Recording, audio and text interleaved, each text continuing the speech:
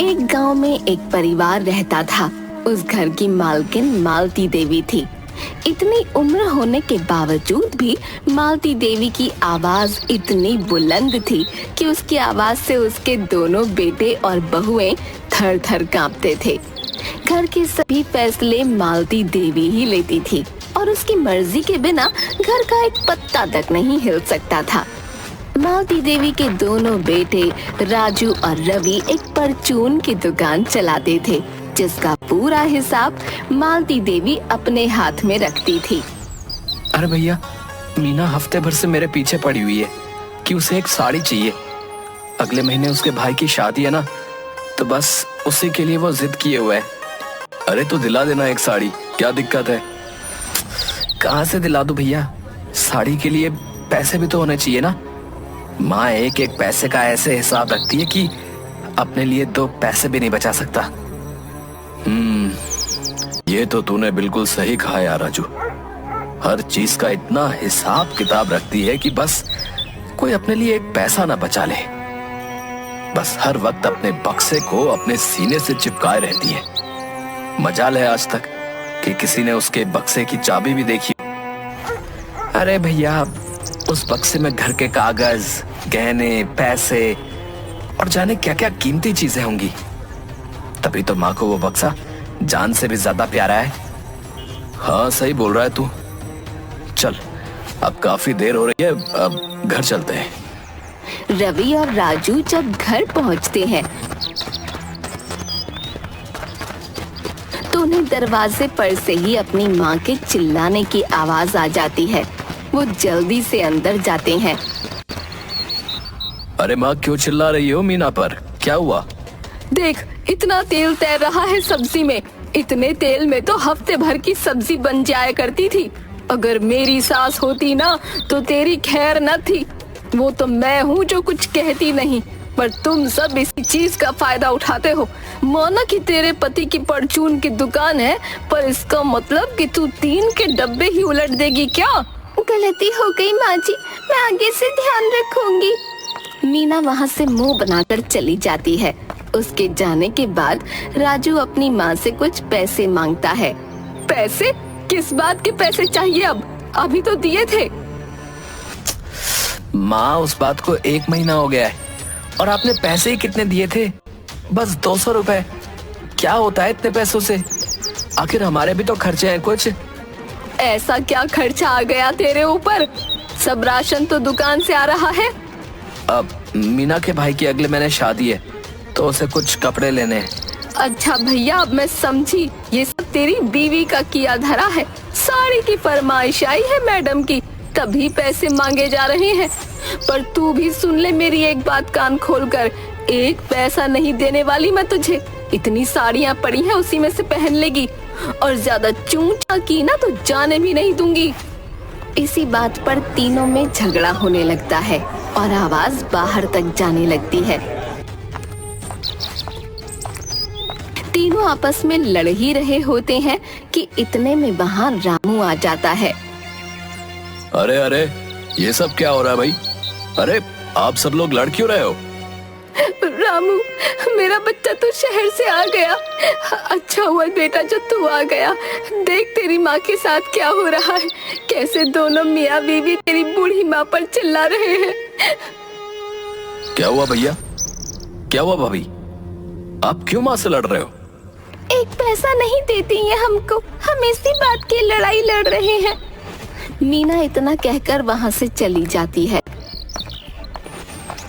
राजू सारी बात रामू को समझाने ही लगता है कि मालती देवी जोर जोर से रोने लगती हैं। और राजू को कुछ भी बोलने नहीं देती। रामू अपनी माँ को गले से लगा लेता है। रो मत माँ, मैं आ गया हूँ ना। बेशक मैं तुम्हारा सौतेला बेटा हूँ, पर आपको सबसे ज्यादा प्यार करता हूँ माँ। अच्छा हुआ तू आ गया रामू। तू अब शहर मत जाना, यहीं रहना मेरे पास। हाँ माँ, मैं अब यहीं रहूंगा। उस दिन की लड़ाई तो पूरे मोहल्ले में पता लग जाती है और जैसे तैसे सब शांत होता है। कुछ दिन घर में शांति रहती है। पर एक सुबह जब शीतल अपनी सास को चाय देने जाती है तो उसकी सास वहाँ मरी पड़ी होती है। हे राम, ये क्या हो गया? अजी सुनते हो, जल्दी आओ, देखो माँ जी को क्या हो गया। शीतल की आवाज सुनकर सब लोग आ जाते हैं और मालती देवी को ऐसे पड़े देख उनकी हालत बुरी हो जाती है। माँ, माँ, ये क्या हो गया माँ? ये क्या हो गया माँ को? माँ, माँ कुछ तो बोलो माँ, कुछ तो बोलो। राजू, जल्दी माँ को हॉस्पिटल ले चल। कोई फायदा नहीं है भैया, माँ इस दुनिया में नहीं रही, हमें छोड़कर चली गई। माँ, माँ जी ऐसा नहीं हो सकता। माँ जी आप मुझे छोड़कर नहीं जा सकती माँ जी। मीना, ये क्या हो गया मीना? रोने की आवाज सुनकर बाहर से पड़ोसी भी वहाँ आ जाते हैं। मालती देवी को ऐसे देखकर वो सभी चौंक जाते हैं। अरे भाई ये देखो, माँ जी के गले पर तो उंगलियों के निशान है। माँ जी अपने आप नहीं मरी है भैया, इनका तो किसी ने मर्डर किया है। जल्दी पुलिस को बुलाओ। हाँ भैया तुम सही बोल रहे हो, मैं अभी पुलिस को फोन करती हूँ। अरे नहीं नहीं, पुलिस को क्यों फोन करना? ये सब पुलिस के चक्कर में हमें मत फंसाओ। में से कोई भी माँ जी को क्यों मारेगा? अरे कल तुम लोगों के घर से इतना लड़ने की आवाज आ रही थी है? और आज माँ जी का मर्डर हो गया। पुलिस तो जरूर आएगी। शांता पुलिस को फोन कर देती है और तुरंत वहाँ पुलिस आ जाती है। अरे हटो हटो यहाँ से, अरे भीड़ मत लगाओ, हमें देखने दो क्या मामला है। अरे ये तो मर्डर है, देखो तो उंगलियों के निशान। बुढ़िया को किसी ने गला घोट कर मारा है। हाँ भाई, किसका काम है ये? तुम सबका क्या रिश्ता है इनसे बताओ? ये इनके बड़े बेटे रवि हैं और इनकी पत्नी शीतल। ये उससे छोटा बेटा राजू और इनकी पत्नी मीना, और मैं सबसे छोटा बेटा हूँ।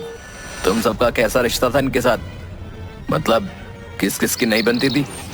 हमारी तो माँ जी से कोई लड़ाई नहीं थी। अच्छा, कल जो तुम इतना लड़ रही थी वो, और तुम्हारा पति राजू भी, वो क्या था? अच्छा, तो घर में लड़ाई हुई थी। बताओ किस बात पर किसकी लड़ाई हुई थी? अरे वो तो बस एक छोटी सी बहस थी। मेरी बीवी को अपने भाई की शादी के लिए साड़ी लेनी थी और माँ ने पैसे देने से मना कर दिया था, बस उसी बात पर। हम सब पता लगा लेंगे। चलो अभी हमें घर की तलाशी लेनी है, चलो। पुलिस वाले पूरे घर की तलाशी लेते हैं। उनको घर में एक खाली बक्सा मिलता है जिसका ताला टूटा हुआ होता है, और उनको एक नई साड़ी भी मिलती है जिसमें एक बिल होता है। हाँ भाई, आप तो बोल रहे थे कि साड़ी के लिए पैसे नहीं थे, पर इस बिल में तो साफ साफ लिखा है कि आपने कल ही पूरे 5,000 रुपए की साड़ी खरीदी है। कहाँ से आए मैडम इतने पैसे? पहले अपनी सास को मारा, और फिर उनके बक्से का ताला तोड़ा। क्या था आखिर इस बक्से में ऐसा? क्या रखती थी मालती देवी इसमें, बताओ? अरे इसमें तो सारा खजाना था, घर के कागज, पैसे और गहने सब इसी में थे। इस बक्से में तो वो किसी को हाथ भी ना लगाने देती थी। मुझे तो इसमें इनके बेटे का भी हाथ लग रहा है। जब मैंने पुलिस को फोन करने की बात बोली तो इनके बड़े बेटे रवि ने मुझे फोन करने से भी रोका। अरे पर लड़ाई तो कल छोटे बेटे से हो रही थी ना। हाँ भाई, इनको सबसे पहले मरा हुआ किसने देखा था? कौन आया था इनके पास? जी, वो मैं चाय देने आई थी। पर आज तो माँ का उपवास होता है ना भाभी। उपवास में तो वो एक बूंद पानी भी नहीं पीती। यह केस तो बहुत ही कॉम्प्लिकेटेड है, पर हम भी पता लगा ही लेंगे कि आखिर मालती देवी का कातिल कौन है।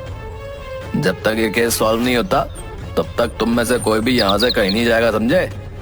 पुलिस वाले वहाँ से चले जाते हैं और मालती देवी की लाश को पोस्टमार्टम के लिए दे देते हैं।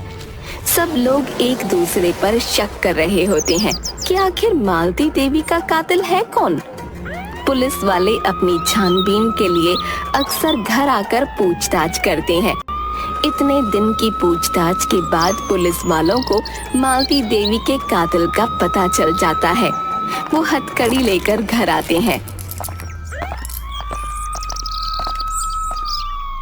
आखिर इतने दिन की कड़ी मेहनत के बाद आज में पता चली गया कि कातिल कौन है। कौन है कातिल? अरे तुम्हारा भाई। ये सुनकर सबके चेहरों का रंग ही उड़ जाता है। चलो रवि, अब तुम्हारा सच हमें पता चल चुका है। अब तुम्हें पूरी जिंदगी जेल में सड़ना होगा। चलो। आप क्या बोल रहे हैं? ये माँ जी को नहीं मार सकते, आपको गलतफहमी हुई है। हे भगवान, भैया आपने ऐसा क्यों किया भैया? रवि चुपचाप अपने आप को हथकड़ी लगवाता है और पुलिस वालों के साथ चला जाता है। वो किसी को एक शब्द भी नहीं बोलता भी कैसे? आखिर वो एक कातिल जो होता है, वो भी अपनी माँ का कातिल।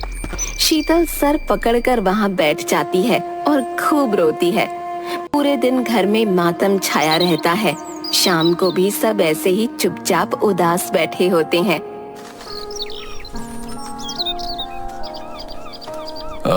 अच्छा, मैं अब चलता हूँ। तुम कहाँ जा रहे हो? शहर और कहाँ? अब यहाँ मैं कैसे रह पाऊंगा? और मेरी नौकरी भी तो शहर में ही है। ऑफिस से फोन आया था तो बस सोचा आज ही निकल जाता हूँ। ठीक है रामू, अपना ध्यान रखना।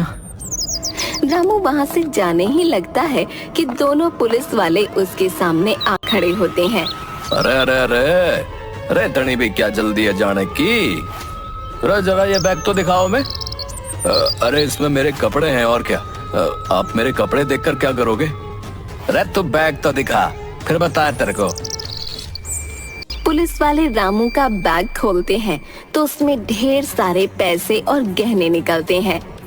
ये देखकर शीतल, राजू और मीना हक्के बक्के रह जाते हैं। इतने सारे पैसे, और ये तो माँ जी के गहने हैं। हाँ भाई, मालती देवी का कातिल कोई और नहीं बल्कि उनका सौतेला बेटा रामू ही है। इसने पहले बक्से का ताला तोड़ा, फिर उसमें से घर के कागज चुरा लिए और घर को आधे दाम में बेच दिया। उनके सारे गहने ऊपर पानी की टंकी में डाल दिए और आज सब लेकर फरार हो रहा था। उस दिन हमने इसके हाथ में चोट देखी और इसके कमरे में हथौड़ा भी। इन सब में हमारा रवि ने साथ दिया ताकि रामू बेफिक्र होकर जब यहाँ से भागे तो हम इसे आसानी से पकड़ सके। चलो भाई चलो, अब जेल में मजे करना। चलो। रामू का सारा प्लान बर्बाद हो जाता है। पुलिस वाले रामू को पकड़कर ले जाते हैं और रवि वापस घर आ जाता है। शीतल रवि को देख बड़ी खुश होती है और उस दिन सब लोग इतने दिनों बाद सुकून की नींद सो पाते हैं।